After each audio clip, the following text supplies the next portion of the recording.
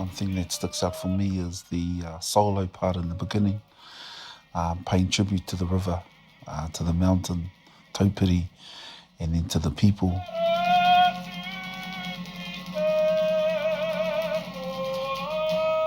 It's about the cementing of the relationships that mum and dad, and prior to them having with the Kingitanga, with Koroki, with Korokani, and Koro Piri Pautapu. So to take Te Waka Huia back and be able to pay that tribute to Te Arikinui, a dear friend of mum and dad's, on the awa, Waikato, he piko, he taniwha.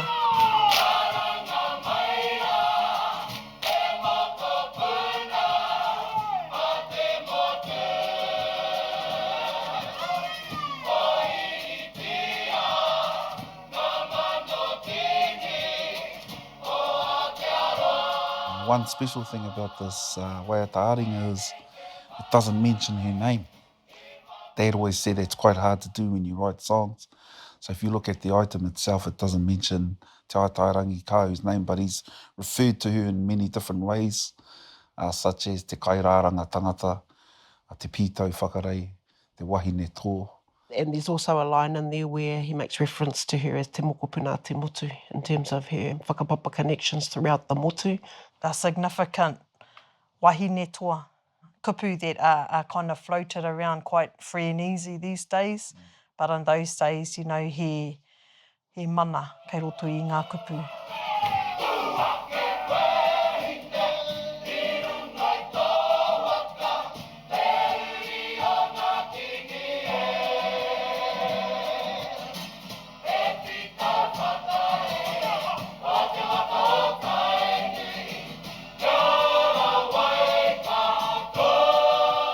The item was composed by the whānau. Dad always did the kupu, and it's typical Dad, iti te kupu, nui te kōrero. Mum was always the conductor and the musical side of things, but also my two brothers assisted her and sisters in the action. So all the items we did together as a family.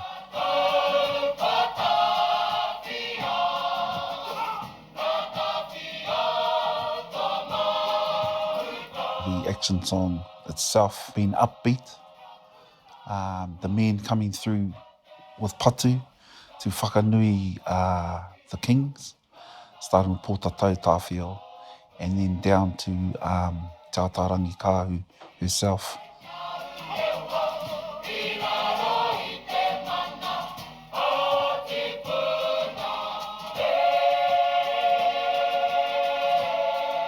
The stories we heard as young kids going to the koroneihana, you know, there's taniwha at the train bridge, there's taniwha behind Kimiora, he kōrero whakatūpato ki ngā tamariki Mokopuna, so that we wouldn't go roaming down to the awa. Yeah. But, you know, those were the stories that we grew up in Waihiriri as kids, where the annual holiday or time away was to go to the koroneihana. And that was, so these guys were performing 3-year-olds. And so to come back in 1992 as adults and be able to pay that tribute to Te Arikinui, Te Atairangi Kaahu, you know, kari i tu atu i tēnā whakanui.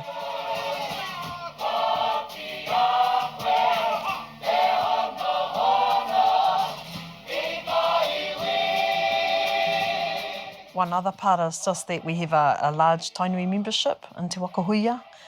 From the beginning really and right through, and so whenever we do a waiata-aringa that's significant about one of their own, that makes it more important for all of us to make sure that it's performed at that highest level, because there's nothing like going home when you live in Auckland, live in Tāmaki Makaurau, going home and performing about one of your own always gives that extra sense of pride and identity amongst us as a tribal, pan-tribal kapaka.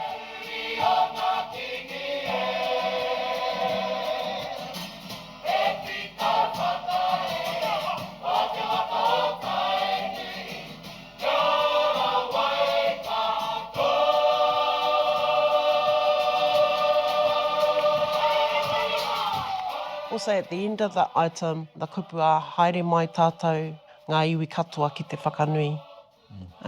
So it's about us all coming together to whakanui the lady that she was, you know, and what she stood for.